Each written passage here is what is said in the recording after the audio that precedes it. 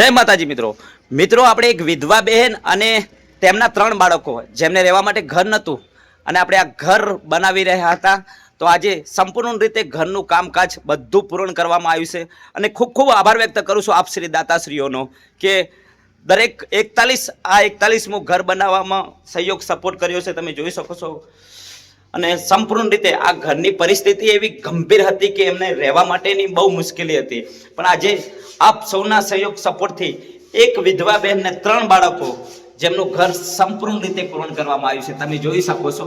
જુઓ, બસ આપ સૌને વિનંતી છે કે અત્યાર સુધી એમ કહેવાય કે આ પરિવારને બહુ મુશ્કેલી હતી રહેવા માટે, જેને છાપરું બનાવીને રહેતા હતા અને તમે જોઈ શકો છો આજે છાપરાની જગ્યાએ પાક્કું ઘર બની ગયું. બહુ ખુશી છે, બહુ આનંદની વાત છે, કારણ કે એક વિધવા બેન અને 3 બાળકો તમે નીચે ફોટો જોઈ રહ્યા છો અને આજે સંપૂર્ણ રીતે તૈયાર કરવામાં આવ્યું છે.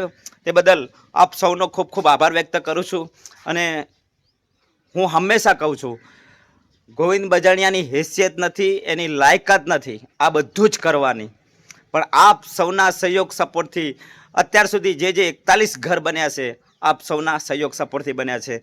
માત્ર હું તો એક નિમિત્ત પાત્ર છું, કારણ કે હું જ ભિખારી, મારી પોતાની જ પરિસ્થિતિ ભિખારી જેવી છે, પણ માત્ર તમે બધા નિમિત્ત બનો છો અને હું એક ચિઠ્ઠીનો ચાકાર છું. ખૂબ ખૂબ આભાર વ્યક્ત કરું છું. જય માતાજી.